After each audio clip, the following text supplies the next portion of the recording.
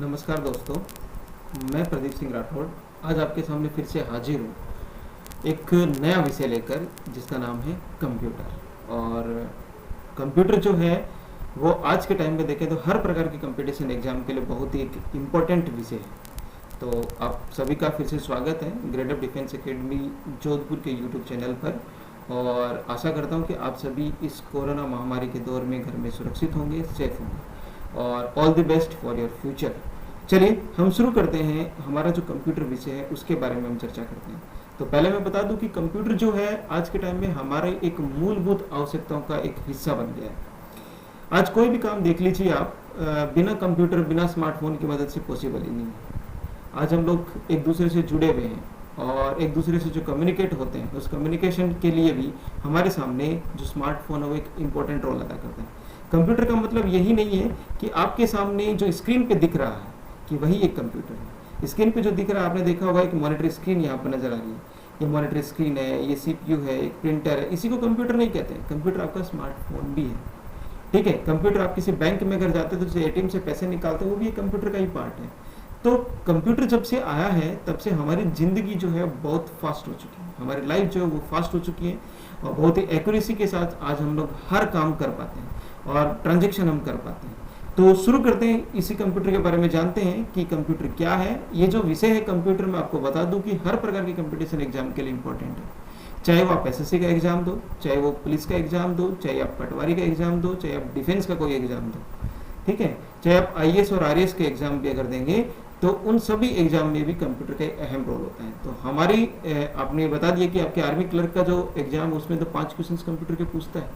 5 questions जो आते हैं बहुत बड़े इंपॉर्टेंट है। वो 5 क्वेश्चंस आते हैं, वो सिंगल 5 क्वेश्चंस नहीं होते हैं, वो मल्टीपल क्वेश्चंस होते हैं। एक क्वेश्चन में बहुत सारे क्वेश्चंस बनाए गए होते हैं। तो इसी सब्जेक्ट को हम लोग आज हम शुरू करते हैं और आगे भी इसका पूरा सिलेबस हम कंप्यूटर का यहाँ पर हमारे इस यूट्यूब डिजिटल चैनल पे हम लोग डिस्कस करेंगे। तो कंप्यूटर के बारे में देखो, यहाँ पर कंप्यूटर जो है, इस कंप्यूटर के बारे में अगर हम बात करें तो ये कंप्यूटर जो बना है वो किस शब्द से बना है? कंप्यूट शब्द से बना है। इस कंप्यूट का मतलब क्या होता है कि ये जो कंप्यूट है, इस कंप्यूट का मतलब होता है कैलकुलेट करना। क्या करना? कैलकुलेट करना। और या फिर इसे हम क्या कहते हैं? टू काउंट, यानी कि गणना करना। अब गणना हम किसकी भी किसी भी चीज़ की भी कर सकते हैं, चाहे वो अर्थमेटिक कैलकुलेशन हो, चाहे वो लॉजिकल कैलकुलेशन हो, ठीक है। किसी भी प्रकार की कैलकुलेशन अगर हमें करनी है तो आज हमारी मदद कौन करता है? कंप्यूटर। अच्छा, कंप्यूटर, अब कहोगे कि सर गणना तो हम कैलकुलेटर से भी कर सकते थे, तो कंप्यूटर की हमें आवश्यकता क्यों पड़ी? भैया जो गणना हम कैलकुलेटर से केवल हम कैलकुलेशन ही करते थे, बट हम उसे लंबे समय तक स्टोर नहीं कर सकते थे।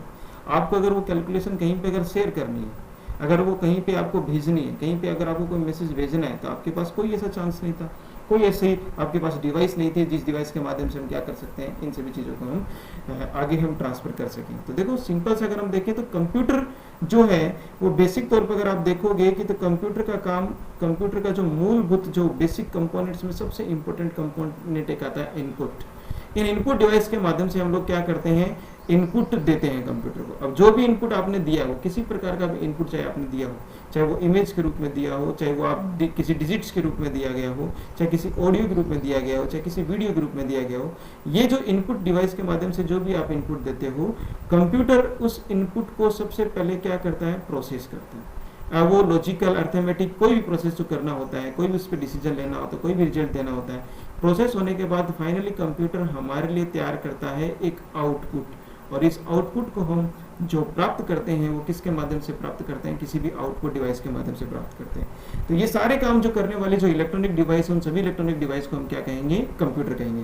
तो यहाँ पे देखो, इस कंप्यूटर का एक सिंपल सा डायग्राम आपके सामने समझने के लिए। एक कंप्यूटर में आपने देखा होगा एक सिस्टम यूनिट जिसको हम बोलते हैं हमारा सीपीयू। इस सीपीयू को भी आप आगे में पढ़ेंगे, सीपीयू को भी हम लोग बाकी 3 भागों में डिवाइड करते हैं। सबसे पहले यहाँ पे देखोगे तो सीपीयू का जो पार्ट आता है उसमें हम बात करते हैं मेन मेमोरी की। दूसरा पार्ट जो आता है जिसको हम बोलते हैं एएलयू, अर्थमेटिक लॉजिकल यूनिट्स जिसको हम कहते हैं, और नेक्स्ट आता है कंट्रोल यूनिट। इन तीनों को मिला के हम देखते हैं तो ये हमारे सिस्टम यूनिट का एक हिस्सा होता है, एक सीपीयू का एक हिस्सा होता है। अब जो सीपीयू है, ये सीपीयू से जुड़ी रहती हैं हमारी ये इनपुट डिवाइसेस। इनपुट डिवाइसेस में कीबोर्ड आता है जिसके हम जरिए हम टाइप करते हैं, किसी की को प्रेस करके हम इंस्ट्रक्शंस को एज ए इनपुट हम कंप्यूटर में प्रोवाइड करते हैं। दूसरा यहाँ पर माउस आता है जिसको हम पॉइंटिंग डिवाइस में हम कहते हैं, जिसके माध्यम से किसी भी ऑब्जेक्ट को सिलेक्ट करना, किसी भी वीडियो ऑडियो को प्ले करना, ये सारे काम जो रहता है हमारा, ये कौन करता है, कंप्यूटर करता है। तो ये सारी इंस्ट्रक्शन सीपीयू में जाती है, सीपीयू जो अगला काम करता है प्रोसेस करने का काम करता है। फाइनली प्रोसेस होने के बाद में ये डेटा अगर आपको स्टोर करना है, इंटरनली स्टोर करना, तो इंटरनल इसमें इंटरनल स्टोरेज डिवाइसेस भी लगी रहती हैं, एसएसडी होती है, हार्ड डिस्क होती है, ठीक है, उसके जरिए हम इसमें स्टोर कर सकते हैं। अगर ये रिजल्ट हमें देखना है तो देखने के लिए हमारे पास एक आउटपुट डिवाइस जिसको हम बोलते हैं मॉनिटर, और अगर हमें इसके हार्ड कॉपी चाहिए, किसी प्रिंट के रूप में, किसी डॉक्यूमेंट के रूप में चाहिए, तो हमारे पास क्या है, प्रिंटर है। इन सभी चीज़ों को मिलाकर ही बनता है कंप्यूटर, ठीक है। तो कंप्यूटर के बारे में अगर हम आज जानें तो कंप्यूटर एक ऐसी डिवाइस है, एक ऐसी इलेक्ट्रॉनिक डिवाइस है जो डेटा को प्रोसेस करती है, डेटा को कन्वर्ट करती है, और इन डेटा को कन्वर्ट करने के बाद में जैसी इंफॉर्मेशन यूजर को चाहिए वैसी इंफॉर्मेशन के रूप में उसे क्या करती है, वो उसे चेंज करती है। कंप्यूटर ही जो है वो बेसिक तौर पर अगर हम देखें तो संसार में सभी लोगों को आपस में जोड़ने का काम भी करते हैं। चलिए थोड़ा सा हम चर्चा करते हैं इस कंप्यूटर शब्द के बारे में। तो वैसे देखें तो कोई ऑथेंटिक इसकी कोई फुल फॉर्म नहीं है, ये यूजर्स ने बनाई है। तो कंप्यूटर में जो शब्द आता है सी का मतलब होता है कॉमन, और ओ जो शब्द है उसका मतलब होता है ऑपरेटिंग, एम का मतलब होता है मशीन, और पी का मतलब होता है पर्टिकुलर, और यू का मतलब होता है यूजर, और टी का मतलब होता है टेक्नोलॉजी, और ई का मतलब होता है एजुकेशन, और आर का मतलब होता है रिसर्च। यानी COMPUTER यही स्पेलिंग होती है कंप्यूटर की। तो बेसिक तौर पर अगर देखें तो इस फुल फॉर्म के अकॉर्डिंग हम इसका एक सिंपल सी फुल फॉर्म बना देते हैं कि common, operating, machine, particular, users, technology, education and research. तो this is a basic full form of computer according to users, ठीक है। चलिए आगे हम अब बात करते हैं, अब ये कंप्यूटर आया कहाँ से, कंप्यूटर की खोज कैसे हुई, कंप्यूटर की जरूरत हमें कैसे पड़ी। तो ये चीज़ें हम पढ़ेंगे। हमारा जो अगला पार्ट है हिस्ट्री ऑफ कंप्यूटर। तो कंप्यूटर की हिस्ट्री के बारे में अगर हम जानें तो देखो सबसे पहले अगर हम बात करें यहाँ पे हिस्ट्री की, तो यहाँ पर देखो एक छोटी सी एक डिवाइस आपको यहाँ पे नजर आ रही है, और इस डिवाइस को हम कहते हैं अबेकस। ये जो अबेकस था, ये अबेकस जो है एक मैकेनिकल कैलकुलेटर था। ये क्या था, एक मैकेनिकल कैलकुलेटर, और इसको डेवलप किया था चाइना ने। तो इस कैलकुलेटर की मदद से हम क्या करते थे, केवल छोटी मोटी गणना करते थे, सिंपल कैलकुलेशन हम लोग करते थे। कैसे करते थे, देखो इसमें आपने देखा हो एक वर्टिकल एक आयरन रोड यहाँ पे लगी हुई है, छोटी छोटी बेसिक, ठीक है, एक, और यहाँ पर देखो कि यहाँ पर ये एक मिट्टी के बने हुई कुछ बॉल्स होती हैं। तो ये जो बॉल है, इस बॉल को अगर देखोगे तो ये बॉल के जरिए हम कैलकुलेट करते थे।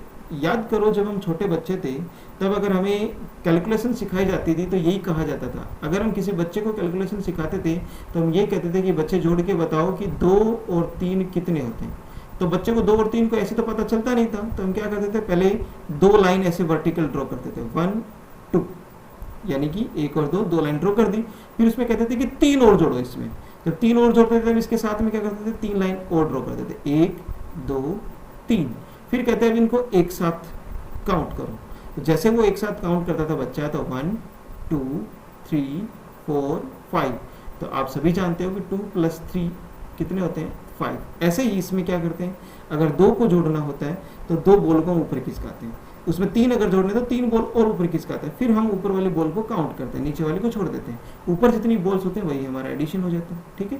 तो ये देखें तो इसमें कोई इलेक्ट्रॉनिक डिवाइस नहीं थी, ये एक मैकेनिकल अप्रोच थी, इसमें आपको मैनुअली करना पड़ता था, ठीक है। तो वैसे देखें तो ये कैलकुलेटर के ऊपर एक टाइम पास का खिलौना ज़्यादा लग रहा था।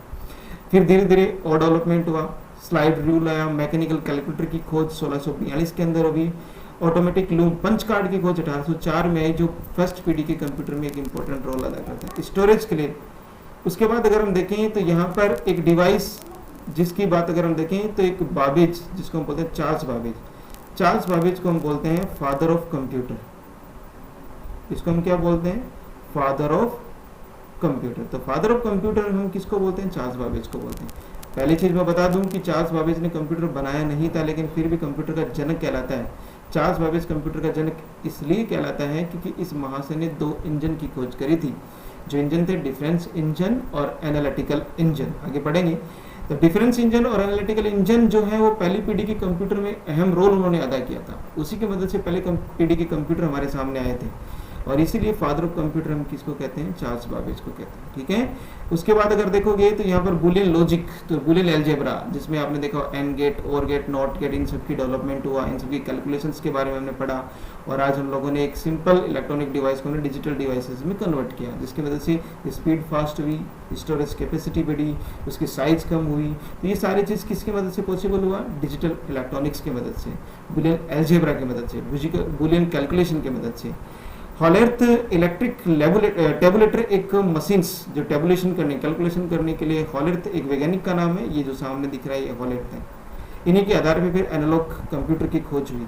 एनालॉग सिग्नल्स क्या होता है, एनालॉग कंप्यूटर्स क्या होता है, आगे पढ़ेंगे हम टाइप्स ऑफ कंप्यूटर के बारे में। एडवेक कंप्यूटर है, उसकी खोज हुई 1946 में। इनायक जो प्रथम पीढ़ी के पहले कंप्यूटर थे उसकी खोज हुई 1947 के अंदर। इसी के आधार पे अगर हम देखें तो 1946 और 1947 का दौर था ये इनायक का, और 1946 से लेकर 1956 तक का जो दौर था वो प्रथम पीढ़ी का था। तो इसीलिए प्रथम पीढ़ी का जो मुख्य कंप्यूटर था वो कौन सा था, इनायक था। ठीक है, तो चलिए आगे हम बात करते हैं। फिर आया ट्रांजिस्टर की खोज हुई, धीरे धीरे ट्रांजिस्टर की खोज हुई, सेकंड पीढ़ी की तरफ हम बढ़े। फिर आईसी की खोज हुई, उसमें हम लोग फिर थर्ड पीढ़ी की तरफ बढ़े, उसमें यूनिफिक कंप्यूटर आया, माइक्रो प्रोसेसर फोर्थ पीढ़ी में पहुंचे। पहला माइक्रो कंप्यूटर अल्टेर जिसकी खोज हुई, आईबीएम के पीसी आए, डब्ल्यू जिस आज इंटरनेट में बड़ी आसानी से हम लोग हर चीज़ें इंटरनेट पे आज हम प्राप्त कर पा रहे हैं, तो वो किसकी मदद से प्राप्त कर पा रहे हैं, वर्ल्ड वाइड वेब की मदद से। ठीक है, तो ये सारी चीज़ें वन बाय वन हम लोगों ने डिस्कस करी कि ये सारे जो पार्ट है इन्हीं सभी की देन की वजह से आज हम कंप्यूटर को बड़ी आसानी से यूज कर पाते हैं। देखो ये चार्ट आपके सामने दे रखा है, थोड़ा सा इस चार्ट को आप यहाँ पर पढ़ोगे, और इस चार्ट के बारे में अगर देखें तो देखो बेबीलोन्स ने सबसे पहले खोज करी थी अबेकस की।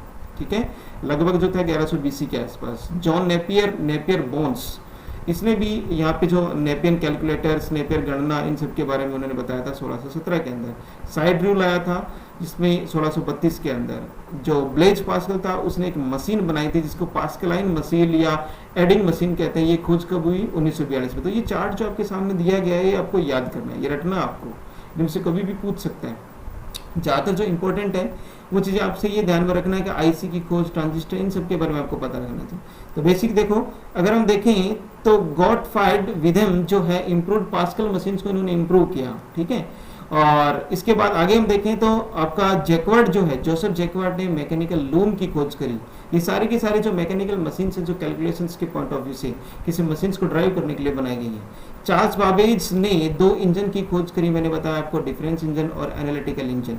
1822 में डिफरेंस इंजन आया, 1833 में क्या आया था आपका, एनालिटिकल इंजन आया था। और इन्हीं की आधार पर यही कंप्यूटर की पहली पीढ़ी के जन्मदाता, आप कह सकते हैं कि पहली पीढ़ी के जन्म देने में इनका बड़ा अहम रोल रहा है। और यहाँ पर आपको बता दूं कि इसी आधार पे चार्ल्स बाबेज को हमने क्या कहा है, फादर ऑफ कंप्यूटर हमने कहा है। तो चार्ल्स बाबेज को इन इंजन की खोज करने के लिए कहा है। चार्ल्स बाबेज ने कंप्यूटर नहीं बनाया था। एक्चुअली में जनक शब्द आते हैं तो हमारे दिमाग में एक चीज़ आती है, किस बंदे ने कंप्यूटर बनाया होगा, बल्कि नहीं, इसने कंप्यूटर बनाया नहीं, इसने 2 इंजन बनाए थे। और ये इंजन भी थे, ये भी केवल गणना करने के पर्पज के लिए थे, इसकी भी केवल हम कैलकुलेशन करने के लिए हम इनका उपयोग करते थे। एक लेडी थी जिसको एडा अगस्ता लवलेक जो हम कहते हैं, बड़ी, अगर आप देखोगे तो ये जो लेडी है इसको दुनिया की पहली प्रोग्रामर हम कहते हैं। क्या कहते हैं इसको, दुनिया की पहली कंप्यूटर प्रोग्रामर कहते हैं। तो आप ध्यान रखना, अगस्ता एडा या एडा अगस्ता जो है ये नाम याद रखना। अगर आपसे पेपर में कई बार एग्जाम में पूछा गया है कि दुनिया की पहली प्रोग्रामर कौन थी, दुनिया की पहली प्रोग्रामर थी एडा अगस्ता लेवलेक। या आप कहेंगे कि ये जो थी ये इन्होंने एनालिटिकल इंजन को जब डिजाइन किया गया था तो उसके लिए प्रोग्रामिंग करी थी। और प्रोग्रामिंग किसके लिए करी थी, चार्ल्स बाबेज के एनालिटिकल इंजन के लिए।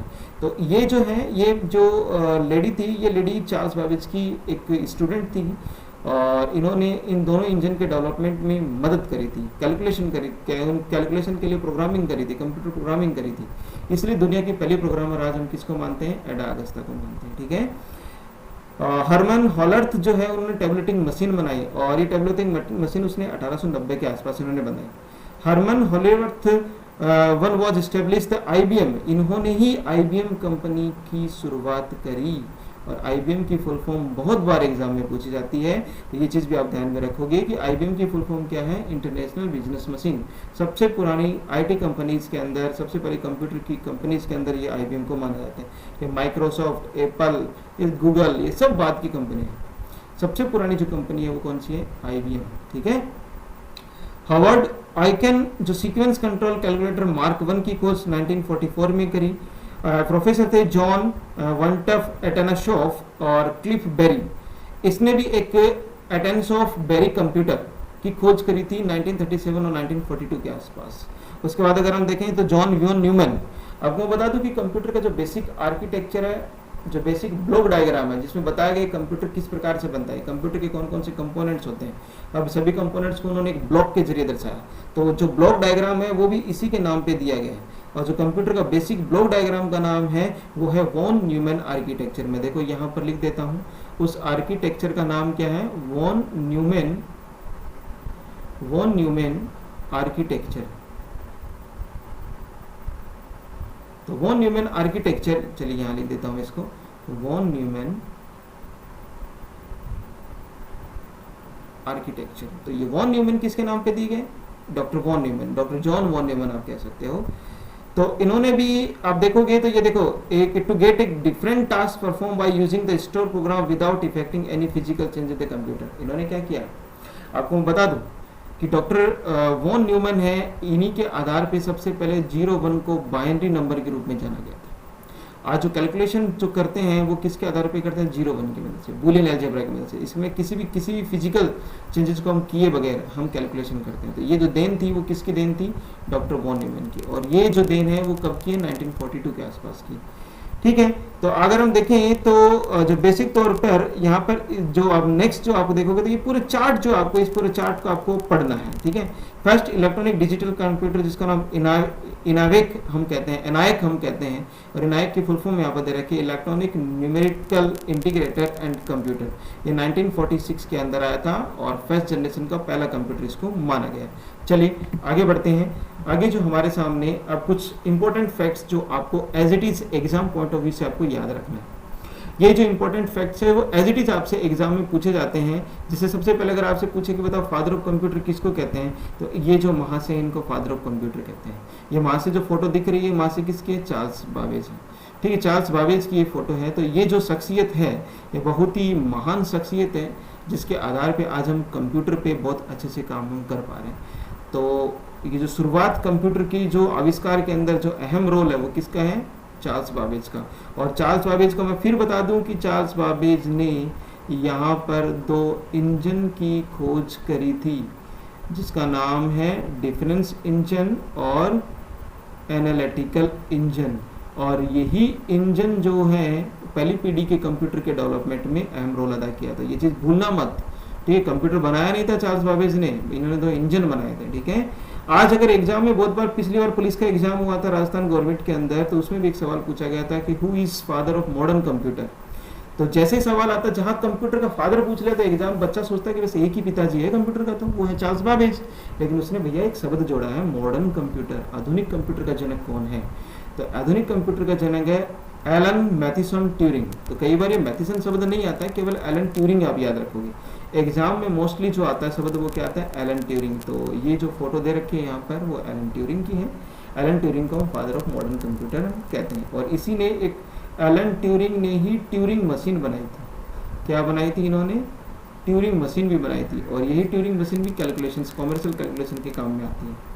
फिर देखो, अगर हम बात करें इंडिया में रह रहे हैं तो इंडिया के बारे में तो हम बिल्कुल बात करेंगे। तो इंडिया का जो पहला कंप्यूटर है जिसका नाम था सिद्धार्थ, कई बार एग्जाम में पूछे गए हैं। जो ये पॉइंट्स मैं आपको यहाँ पे बता रहा हूँ, तो सब जो बेसिक इंपॉर्टेंट पॉइंट्स है ये आपको एज इट इज याद रखने हैं। सिद्धार्थ की खोज 1969 के अंदर करने वाली जो कंपनी थी उसका नाम था इलेक्ट्रॉनिक कॉर्पोरेशन ऑफ इंडिया। कई बार फुल फॉर्म पूछते हैं, आपसे पूछेगा कि ईसीआई का मतलब क्या है, तो इलेक्ट्रॉनिक कॉर्पोरेशन ऑफ इंडिया ये वो कंपनी है। और ये कंपनी कहाँ की थी, पुणे की, पुणे महाराष्ट्र की कंपनी है, जो सबसे पहला कंप्यूटर, जो भारतीय कंप्यूटर सिद्धार्थ, उसका डेवलपमेंट किया था।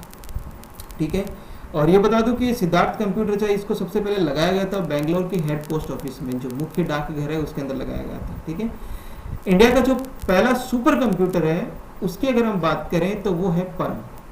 और 1991 के अंदर सबसे पहला है परम 8000। और इसके बाद में 1998 के अंदर एक और कंप्यूटर आया था जिसका नाम है परम, 1998 के अंदर आया था, और ये इसका पूरा नाम था परम 1000।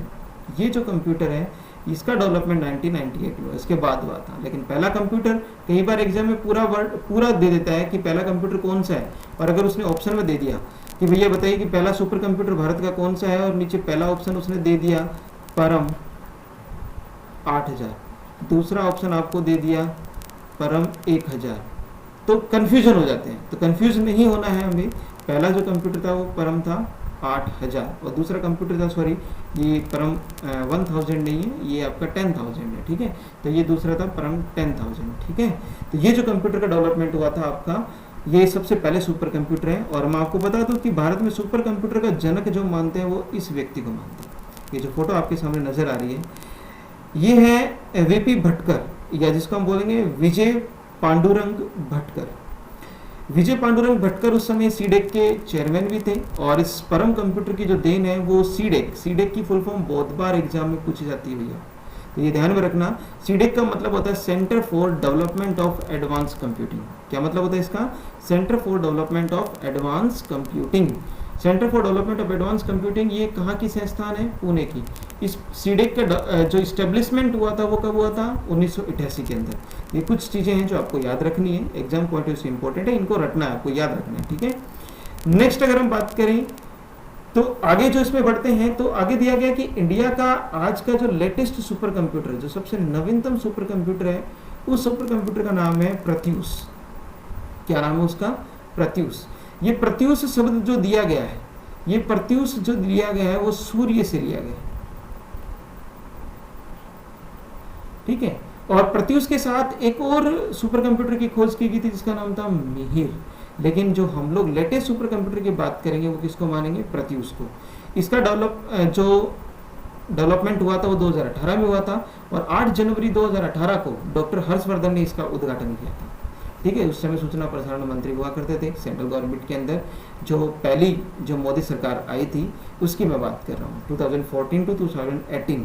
2019 के अंदर आप देखोगे तो अभी सूचना प्रसारण मंत्री अलग है, अभी डॉक्टर हर्षवर्धन जो है वो स्वास्थ्य मंत्री हैं। तो अगर हम देखें तो डेवलप्ड जो किया गया था वो यहाँ पर ये किया गया है Indian Institute of Tropical meteorological Pune. अगर हम बात करें इसकी तो हिंदी में इसको बोलते हैं भारतीय उष्ण देशीय मौसम विज्ञान संस्थान, और ये कहाँ की है? पुणे की। जिससे शब्द से पता चल रहा है कि ये कंप्यूटर जो बेसिक तौर पे बनाया गया होगा तो किसी न किसी प्रकार से मौसम की जानकारी के लिए, वेदर फोरकास्टिंग के लिए, वेदर फोरकास्टिंग कंट्रोलिंग के लिए, ये सारे चीज़ों की गणना के लिए इस कंप्यूटर को बनाया गया है। तो ये भारत का सबसे तेज सुपर कंप्यूटर है और सबसे नवीनतम सुपर कंप्यूटर है। इसमें एक और संस्था थी जिसका अहम योगदान था इसके डेवलपमेंट में, उस संस्था का नाम है National Centre for Medium Range Weather Forecasting Noida, और ये नोएडा उत्तर प्रदेश की संस्थान है। इस संस्थान की अगर हम बात करें तो इसको हिंदी में कहते हैं राष्ट्रीय मध्यम अवधि के मौसम का पूर्वानुमान केंद्र, और ये कहाँ पर है? नोएडा में, उत्तर प्रदेश में। तो दोनों ही चीज़ें आपको पता चल गई होगी, इस डिपार्टमेंट के नाम से पता चलता है कि डिपार्टमेंट काम क्या करते हैं। फिर देखो आपसे एग्जाम में ये पूछा जाता है कि भैया बताओ कि भारत के किस शहर को सिलिकॉन घाटी कहते हैं? किस शहर को सिलिकॉन घाटी कहते हैं? तो भारत के बेंगलोर शहर को हम सिलिकॉन घाटी कहते हैं। क्या कहते हैं? बेंगलोर शहर को सिलिकॉन घाटी क्यों कहते हैं? अब कुछ लोग कहेंगे कि सर आईटी हब, आज के टाइम में आईटी हब केवल बेंगलोर ही नहीं है, हैदराबाद भी है, पुणे भी है, नोएडा भी है, तो यहाँ बहुत सारे आईटी हब हैं। लेकिन अगर हम बात करें आज कोई भी अगर आईटी कंपनी आती है तो वो सबसे पहले कहाँ पर आती है? बेंगलोर में। आज जितने भी कंप्यूटर के एसेसरीज, कंप्यूटर के जो पार्ट्स बनाए जाते हैं वो कहाँ पर बनाए जाते हैं? बेंगलोर में। और मैं आपको बता दूं कि कंप्यूटर की जो एसेसरीज बनाने के लिए जो हम सेमी कंडक्टिंग मटेरियल जो हम यूज करते हैं वो यूज करते हैं सिलिकॉन एंड जर्मेनियम। सिलिकॉन और जर्मेनियम दो एक ऐसी विद्युत के अर्धचालक पदार्थ हैं जिनके माध्यम से हम क्या करते हैं, कंप्यूटर के बहुत सारे जितने भी इलेक्ट्रॉनिक चिप बनाओ, चाहे आईसी बनाओ, चाहे मदरबोर्ड डिजाइन करो, कुछ भी करो, आज वो किसकी मदद से डिजाइन होते हैं? आपके सिलिकॉन और जर्मेनियम की मदद से होते हैं। तो ये भी कई बार एग्जाम में पूछ लेता है कि जो कंप्यूटर के डेवलपमेंट में, कंप्यूटर के निर्माण में, कंप्यूटर के एसेसरीज में विद्युत का अर्धचालक पदार्थ कौन सा काम में लेते हैं? तो आप क्या कहोगे? सिलिकॉन और जर्मेनियम काम में लेते हैं। चलिए अब आगे बढ़ते हैं। वर्ल्ड का जो पहला सुपर कंप्यूटर है उसका नाम क्या है? तो वर्ल्ड के पहले सुपर कंप्यूटर का नाम है क्रे फर्स्ट। 1975 में एक वैज्ञानिक थे सैम्यूअल क्रे, उसके नाम पर क्रे के कंपनी यूएसए की, उन्होंने इसका डेवलपमेंट किया था। अगर आज हम बात करें कि विश्व का सबसे तेज गति का और नवीनतम सुपर कंप्यूटर कौन सा है, तो ये ध्यान रखो ये 2020 में, पहले आप देखोगे तो पहले इससे पहले जो था वो था सनवे तायुलाइट, लेकिन सनवे तायुलाइट जो है ये 2016 से था, ठीक है। तो उसके बाद सनवे तायुलाइट जो है ये चाइना का बनाया गया था, और अब इसको पछाड़कर जापान का जो सुपर कंप्यूटर है जिसका नाम है फुजित्सु फुगाकू, ये कंप्यूटर जो है वो रिकेन और फुजित्सु, दो जो डिपार्टमेंट है जापान के, उनकी मदद से बनाया गया। तो अगर आज आपसे पूछा जाए कि विश्व का सबसे तेज नवीनतम सुपर कंप्यूटर कौन सा है, तो आप क्या कहोगे? फुजित्सु फुगाकू उसका एक नवीनतम तेज सुपर कंप्यूटर है। और इससे पहले कौन सा था? सनवे तायुलाइट, और ये सनवे तायुलाइट था, ये किसका था? चीन का था, ठीक है। तो ये चीजें आपको ध्यान में रखनी है। चलिए आगे बढ़ते हैं। नेक्स्ट अगर देखें तो यहाँ पर दो नाम दिया गया है, जेपी एकार्ट और मोचली। तो जेपी एकार्ट और मोचली जो दो एक ऐसे महान शख्सियत हैं, इन महान शख्सियत ने सबसे पहला विश्व का कंप्यूटर बनाया था एनायक फर्स्ट, और ये कब बनाया? 1946 में बनाया, ठीक है। तो 1946 में सबसे पहला इन्होंने कंप्यूटर बनाया, इलेक्ट्रॉनिक कंप्यूटर, और ये इसी कंप्यूटर की शुरुआत के बाद कंप्यूटर की प्रथम पीढ़ी की शुरुआत हो गई थी। तो ये चीज़ आपको ध्यान में रखना है कि कंप्यूटर की प्रथम पीढ़ी की शुरुआत कब हुई? 1946 में। मैं आपको बता दूं कि 1946 से लेकर 56 तक का जो दौर था, वो दौर था आपका प्रथम पीढ़ी का, और ये प्रथम पीढ़ी की शुरुआत किसकी मदद से हुई है? एनायक की मदद से होती है। तो first electronic digital computer of the world आप कहेंगे तो किसको कहेंगे? एनायक। इंपॉर्टेंट है ये बहुत बार एग्जाम में पूछता है, याद रखना। हार्वर्ड एकिन जो थे, उन्होंने पहला मैकेनिकल कंप्यूटर बनाया, इसके बारे में भी पूछता है। एनायक से पहले एक कंप्यूटर था जिसका नाम था मार्क फर्स्ट, ये 1937 में आ गया था। लेकिन अगर पहला इलेक्ट्रॉनिक डिजिटल कंप्यूटर पूछे तो आप ध्यान रखोगे एनायक का, और पहला कंप्यूटर अगर बात करें तो क्या आएगा? Mark one. लेकिन ये जो कंप्यूटर था कौन सा था? मैकेनिकल कंप्यूटर, यांत्रिक कंप्यूटर था ये, ठीक है। हरमन हॉलर्थ ने एक इलेक्ट्रॉनिक टैबलेटिंग मशीन्स को 1980 में डेवलपमेंट किया, डिजाइन किया, जो क्या करती है कि बहुत सारे जो पंच कार्ड के माध्यम से बहुत सारी कैलकुलेशंस को ऑटोमेटिकली कैलकुलेट करने का काम करती थी, उसे स्टोर करने का काम करती थी। तो अगर आपसे कोई पूछे कि टैबलेटिंग मशीन्स की खोज करने का श्रेय किसको जाता है? हरमन हॉलर्थ को। फर्स्ट कंप्यूटर प्रोग्राम मैंने आपको पहले भी बताया था कि फर्स्ट कंप्यूटर प्रोग्रामर जो हम कहते हैं वो किसको कहते हैं? लेडी एडा अगस्ता। और ये जो खूबसूरत फोटो यहाँ पे नज़र आ रही है, तो ये जो खूबसूरत महिला की फोटो जो आपको यहाँ पे नज़र आ रही है, यही खूबसूरत महिला जो है वो लेडी एडा अगस्ता थी, जिन्होंने चार्ल्स बाबेज के साथ एनालिटिकल इंजन बनाने में प्रोग्रामिंग करने का काम किया था, ठीक है। ये चार्ल्स बाबेज की क्या थी? स्टूडेंट थी, ये चीज़ ध्यान में रखना है। तो फर्स्ट मैकेनिकल कैलकुलेटिंग डिवाइस अगर कोई पूछे, फर्स्ट मैकेनिकल कंप्यूटर पूछे तो मार्क फर्स्ट, मैकेनिकल डिवाइस पूछे जो कैलकुलेटर है, कंप्यूटर नहीं है, अबेकस, डेवलपमेंट चाइना, ठीक है। Fastest computer of brain working, आज के टाइम पे जो दिमाग से तेज चलने वाला कंप्यूटर जिसपे आगे हमारा भविष्य टिका हुआ है, ये जो कंप्यूटर वो कौन सा है? Quantum computer. क्वांटम कंप्यूटर देखें तो बिल्कुल ये एक आर्टिफिशियल इंटेलिजेंस बेस्ड कंप्यूटर होगा। देखो, the development of this computer is final stage पर है। Probably quantum computer will be more advance than that of human brains, मनुष्य के दिमाग से बहुत ज़्यादा तेज होगा। क्वांटम कंप्यूटर्स जो है वो यहाँ पर क्यूबिट का इस्तेमाल करेगा बाइनरी बिट्स की जगह।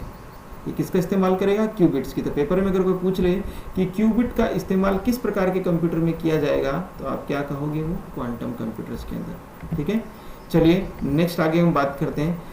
तो कुछ और इम्पोर्टेंट पॉइंट्स की तरफ हम आगे बढ़ते हैं, जिसमें अगर हम देखें तो अगर आपसे कोई कहे कि बताओ कंप्यूटर का साक्षरता दिवस कब मनाया जाता है, तो कंप्यूटर साक्षरता दिवस इसको हम कहेंगे कंप्यूटर साक्षरता दिवस। तो कंप्यूटर लिटरेसी डे है वो 2 दिसंबर को मनाया जाता है, ये ध्यान रखना है। भारत में जो नई कंप्यूटर पॉलिसी जो लॉन्च की गई थी वो कब की गई थी? तो कंप्यूटर से रिलेटेड जो भी पॉलिसी बनाई गई है वो कब बनाई गई थी? 1984 के अंदर बनाई गई थी, ये ध्यान रखना। तो पहली जो कंप्यूटर पॉलिसी बनी थी वो कब बनी थी? 1984 के अंदर। और ध्यान रखना 1983 में भारत सबसे पहले विश्व कप जीता था क्रिकेट में, कपिल देव की कप्तानी में। तो ये दोनों वर्ड आप साथ में याद रखोगे, ध्यान में रहेगा। 1983 के बाद 1984 का जो टाइम था वहाँ पे कंप्यूटर की पहली पॉलिसी बनी थी। इस तरीके से आप इसको याद कर सकते हो। इसी 83 के ऊपर अभी आने वाले समय में एक मूवी भी आ रही है जिसमें कपिल देव का रोल रणवीर सिंह कर रहा है, ठीक है। उस मूवी का नाम ही 83 है। तो इस चीज़ को हम जोड़ के हम याद कर सकते हैं। देखो कंप्यूटर हो चाहे कोई भी सब्जेक्ट हो, हम किसी भी चीज़ को अगर हम किसी से उदाहरण से, किसी एग्जाम्पल से अगर हम जोड़ के पढ़ेंगे तो बड़ा इंटरेस्टिंग रहेगा, ठीक है। चलिए आगे बढ़ते हैं। First computer in India was installed in the man post office of Bangalore on August 16, 1986। मैंने ये चीज़ आपको बताया भी कि भारत में सबसे पहले जो कंप्यूटर पब्लिक तौर पे लगाए गए हैं, मैंने एक शब्द बोला है पब्लिक तौर पे लगाए गए हैं, वो कब लगाए गए हैं? 16 अगस्त 1986 को। और जो मैन जीपीओ ऑफिस है, ग्रांड पोस्ट ऑफिस या मैन पोस्ट ऑफिस, कहाँ का? बेंगलुरु कर्नाटका का। अब एक चीज़ और ध्यान रखना, एक क्वेश्चन से जुड़ा और भी, ये भी ध्यान रखना। Where was the India's first computer installed and when? पहला कंप्यूटर कहाँ इंस्टॉल्ड किया गया? ये पब्लिकली नहीं था, केवल डिपार्टमेंटली था। तो पहला जो कंप्यूटर इंस्टॉल किया गया था वो 1955 में ही कर दिया गया था। लेकिन 1955 में हमारे पास जो कंप्यूटर था वो इलेक्ट्रॉनिक डिजिटल कंप्यूटर ना होकर बेसिक तौर पे मैकेनिकल कंप्यूटर के तौर पे था। तो इंडियन स्टैटिस्टिकल इंस्टीट्यूट, जिसको बोलते हैं भारतीय सांख्यिकी विभाग, तो पेपर में केवल अगर ये पूछा जाए कि पहला कंप्यूटर कहाँ इंस्टॉल किया गया तो इसको याद रखोगे। पहला इलेक्ट्रॉनिक कंप्यूटर, पब्लिक कंप्यूटर जो इंस्टॉल किया गया था वो कहाँ किया गया? मैन पोस्ट ऑफिस बेंगलोर में। तो दोनों शब्द याद रखना, दोनों इंपॉर्टेंट है। इंडियन स्टैटिस्टिकल इंस्टीट्यूट्स जो है इसको हम बोलते हैं भारतीय सांख्यिकी विभाग।